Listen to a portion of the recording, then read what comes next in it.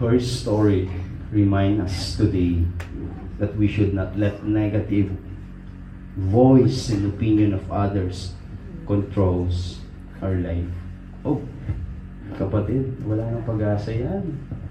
Nasa stage na yan. Malapit na siyang kunin. Wag. Don't let that negative voice consume you. Wala nang pag-asa. Hindi na yan magbago, kapatid. Yung anak mo na yan, wala na. Ganyan na yan. Hindi na. Ganyan. Wala na. Hindi ka na magkakatrabaho sa kanyang edad mo. Wala na. Ganyan. Huwag niyong tignan yung mga matatanda dyan. Kaya pa nilang magtrabaho. Okay? So faith should above. Okay? Faith should above, not under the negative opinions of others, but above. It should rise. It should be on top, yung faith na yan. Because faith in Jesus, yung pananampalataya po natin sa Panginoon, yan po yung susi para mag-release po ng healing power ang Panginoon. Amen. Is the key to release God's healing power to us. Amen. God's blessing. Amen. So the Bible says in verse 34, and he said to her, daughter, your faith has made you well. Go in peace. Your suffering is over. Patience meets rewards. Okay? Patience meets rewards. So patience is one of the keys. Isa sa susi that God bless us with His rewards. So did the woman lose her patience for 12 years na nagbe-bleed po siya? Nawala ba sa kanya yung pasensya? Did the woman lose her patience? Yes or no? She did not lose her patience. Even look like there is no hope for her na mapagaling siya. Nung wala nang pag-asa. Wala nang pag-asa. Okay. Pero hindi nawala po yung patience niya. In the eyes of man, it is impossible, but in God, all things are possible to Him, to those who put their faith and trust to Him. Posible po sa Kanya, sa mga tao pong nagtitiwala lamang po sa Kanya. Magtiwala lang po tayo, mananampalataya lang po tayo sa Kanya. Amen? To heal you, to change you, to make the person He wants you to be. Amen? Her patience teach us to trust God's timing in our lives and not to give up hope even when things seems impossible. So we have biblical examples of God's timing is perfect and great. Mayroon po tayo pong mga biblical example po sa Biblia na ang timing po ng Panginoon ay napaka-perfect po. Alright? Number 1, Moses waited for a year to have a son. Si Moses at saka si Sarah, nasa edad na sila. Na wala ng pag-asang magkaanak. Okay. Dumating po ang anghel po ng Panginoon at ibinigay yung pangako sa kanila. Nasa edad po na 99 si Moses, kung hindi ako nagkamali. Okay. Abraham po ba yan? Sorry. Abraham, sorry, that's my mistake. Si Abraham waited for a year to have a son. Okay, 99 years old po siya nung ibinigay po yung pangako. Okay? Pero naghintay po si Abraham. Okay? Amen? Ibinigay po yung anak sa kanila. Amen? Martha and Mary waited for 4 days. Okay? Dahil yung kapatid po nila na si Lazarus 4 days before ay patay na po. So naghintay po sila for another 4 days na dumating po ang ating po Panginoong Hesus upang buhayin po siya.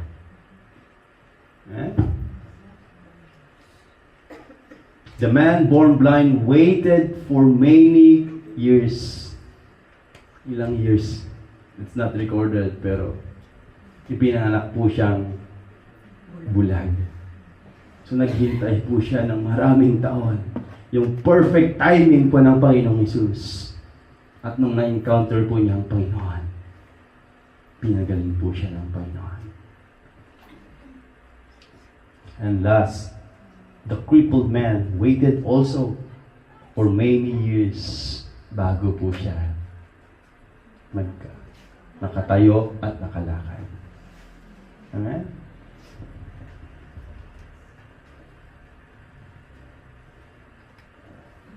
Never give up. Sabi mo sa katabi mo, never give up.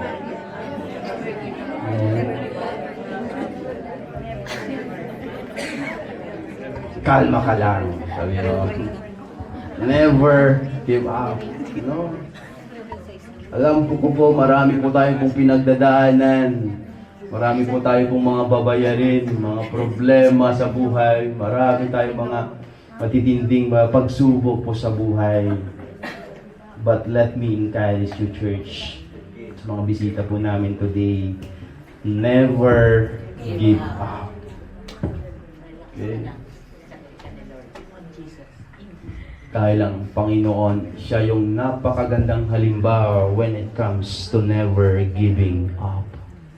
Because He never give up on you. Amen? Napaka-patience po ng Panginoong Hesus sa atin. Dahil alam po niya yung darating yung panahon na isusuko mo yung buhay mo sa Kanya. Maybe ang ating Panginoon, He's been waiting for how many years? Pero andun po yung patience po niya sa inyo, sa atin. Okay? And every day ang ating po Panginoon, He is rejoicing dahil merong bumahabalik po sa Kanya. Nagpapasako po sa Kanya. Amen? So the woman with the issue of blood never give up on finding a cure for her conditions. Hindi siya nag-give up. The Bible says she had suffered a great deal from many doctors, and over the years, she had spent everything she had to pay them, but she had gone no better. In fact, she had gotten worse. She had heard about Jesus, so she came up behind Him through the crowds and touched His robe. So the doctors may give up on her. Okay? Have you ever experienced na pumunta sa isang ay, wala na kaming magagawa.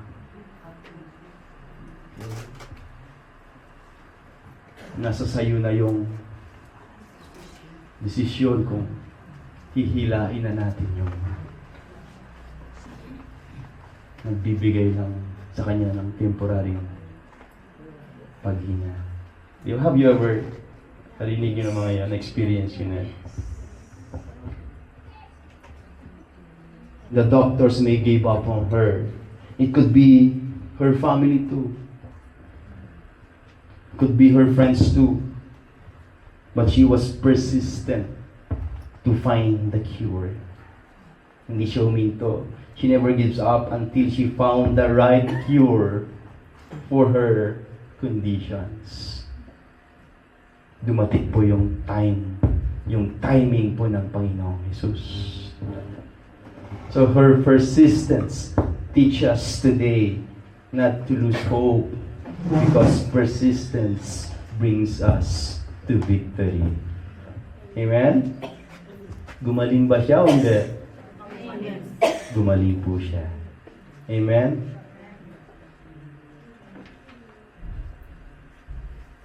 Humble herself before Jesus. She humbled herself before Jesus. In the Bible, Jesus healed. May pinggaling po siyang 10 men with lepers, with skin disease. They were isolated too from the society, especially from their loved ones, isolated, kicked out from the community, like the woman bleeding for 12 years. All of them, lahat po sila, pinagaling po ng ating pong Panginoong Jesus. But only one came back. Isa po siyang foreigner. Isa po siyang Samaritan. He fell on face at Jesus' feet. Lumuhod po siya sa harapan po ng Panginoon. Sa paanan po ng Panginoon. He kneeled before Jesus. He gave thanks and worship Jesus that time. Amen. Asan po yung 9 na pinagaling po ng Panginoong Jesus? Hindi po sila bumalik. Hindi po sila bumalik na magpasalamat sa Panginoong Jesus. So the Bible says, verse 30, Jesus realized at once that healing power had gone out from him. So he turned around in the crowd and asked,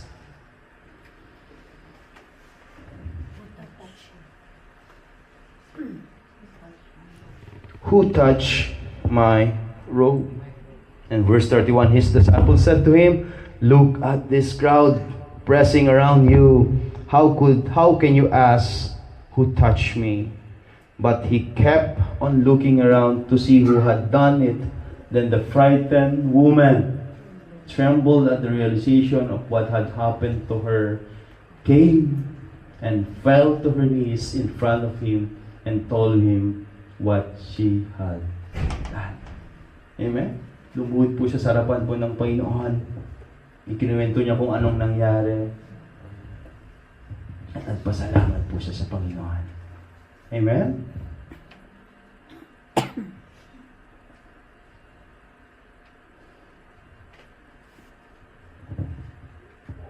The whole crowd were silent. Okay?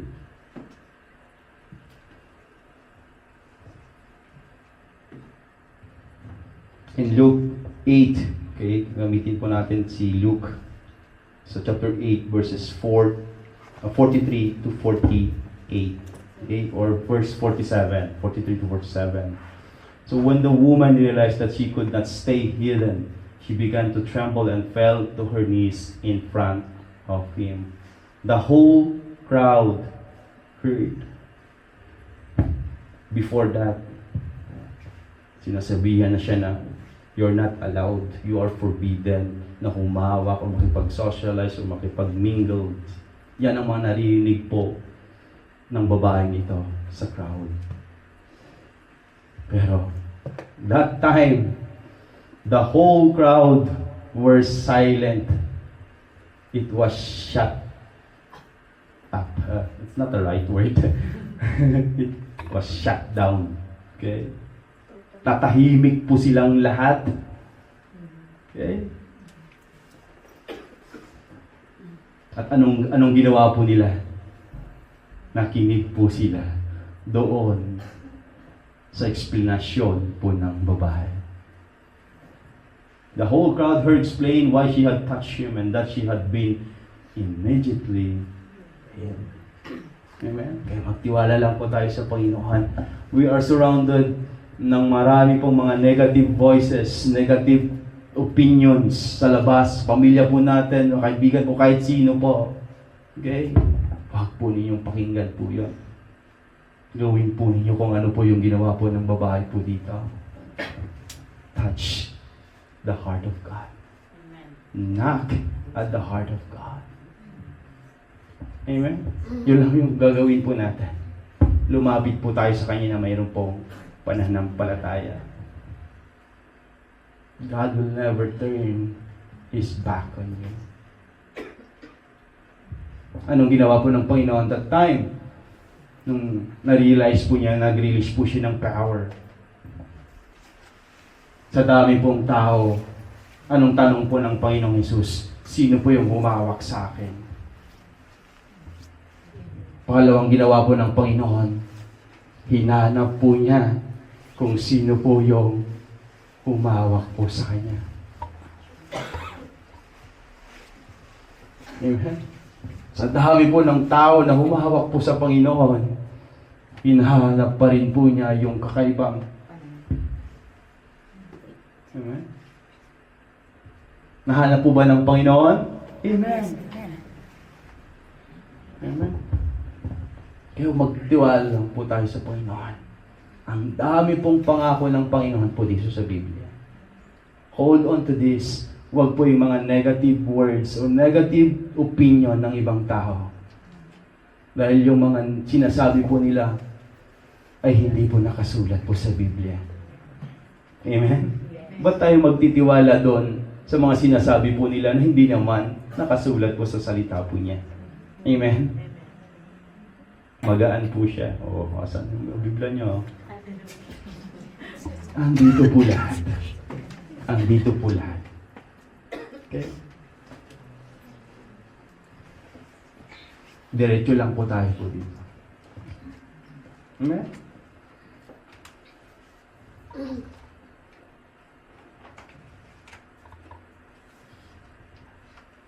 Nasaan na tayo? Okay.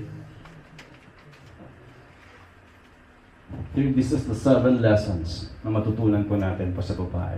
Okay? Move by faith to seek help. Intentionally, not only thoughtful.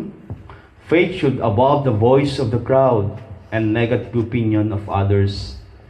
Patience, meet rewards. Never give up. Humble yourself before Jesus. The whole crowd were silent. So, mayroon po tayo pong panonoodin po for 6 minutes only. Paki-play po, Ate Joy. Kung magpo-play dyan.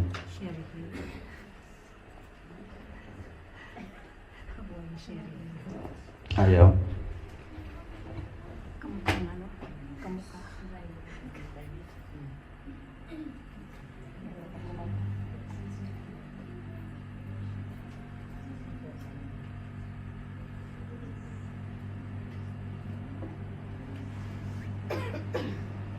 Naka-picture lang siya. Ay, hindi siya pwede mag-play. Ay, meron YouTube.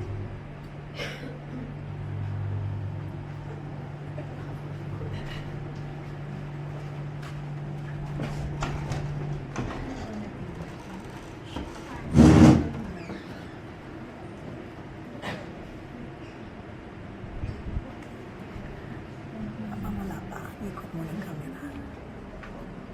Abang wala pa, ikot ng camera. May commercial pa. Shalom everyone, my name is Eris Soref. I'm the president of One for Israel. I'm sure many of you have seen news about Israel and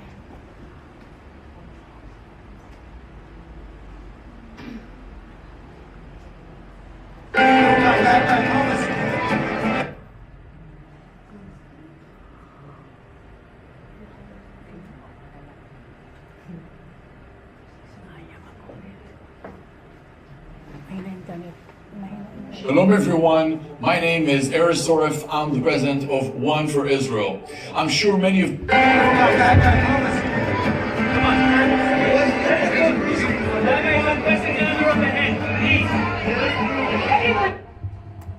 Dede. Doon ka na, nag-work na po. Nag-work na po. Doon ka naman nag-work na po. Shalom everyone, my name is Eris Soref. I'm the president of One for Israel. I'm sure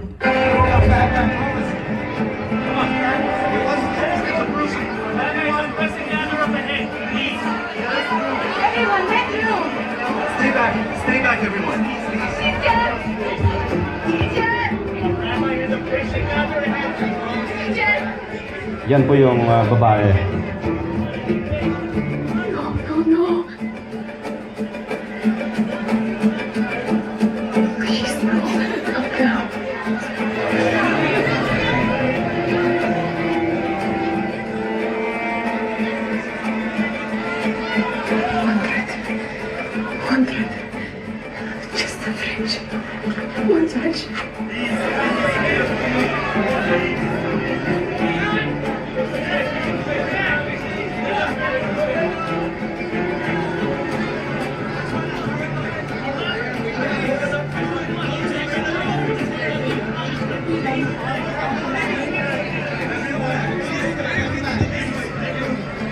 friend.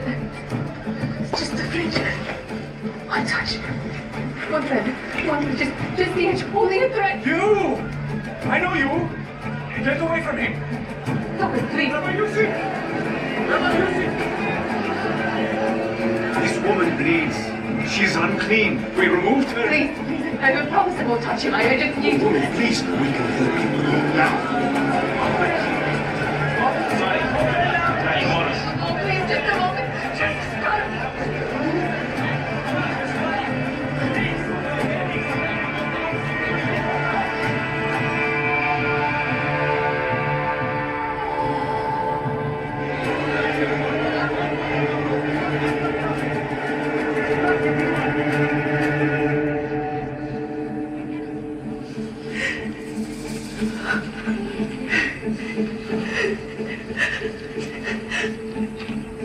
What's going on? What's wrong? Who touched me? Everybody back. I asked the question. Who touched me?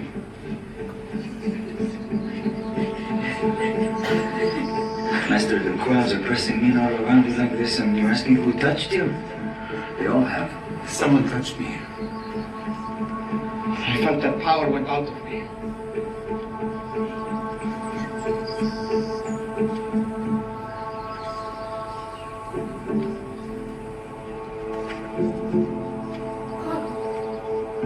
Whoever touched me, come forward. Teacher. It was me. Just the fringe of your garment, only the edge. I promise. You're not unclean. Why my garment? I'm sorry. I know I should have asked. But if you touched me, it would make you ritually unclean according to the law. I was sick. I was sick for 12 years. I bled and no one could stop it.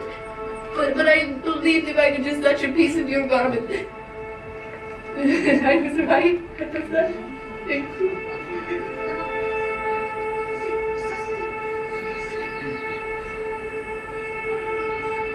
Who told you I could heal? A man from the pool. And he was right. The blood is seasoned.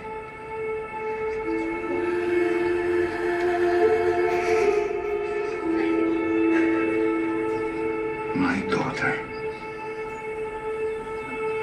I'm no one's daughter anymore. Look up. Yes, you are. Daughter. It wasn't my piece of clothing that healed you. But it was instant. I felt it right away. I know, but it wasn't this. It was your faith.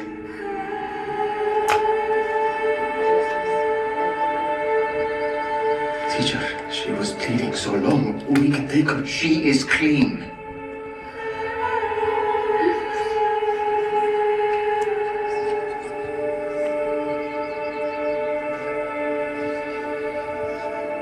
You have blessed me today. And I know. My daughter, I know it has been a fight for you for so long. You must be exhausted.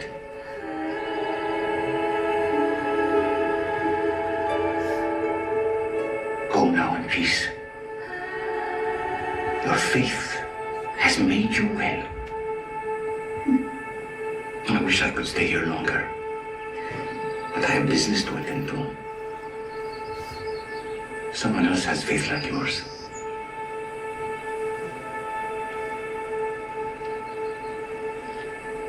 But I'm so glad that we found each other.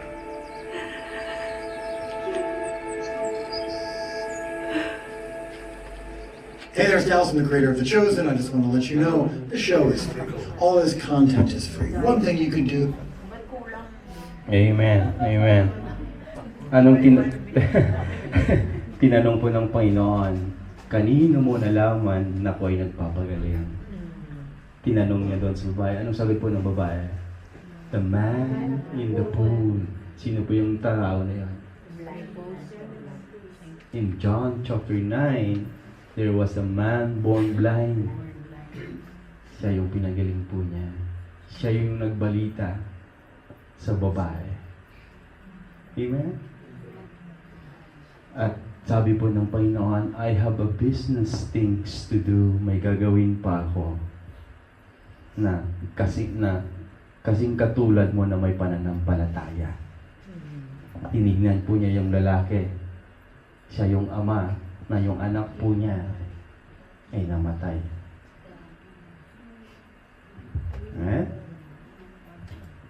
Bago po din po si woman na napagaling po siya, ang Panginoong Hesus, meron po siyang kinas out na isang lalaki na demon possessed po siya. Ang pangalan po niya ay si Jairus. Kung hindi ako nakakamali.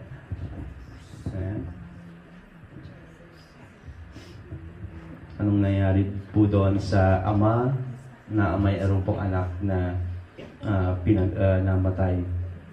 Muling binuhay po ng Panginoong Jesus. Amen?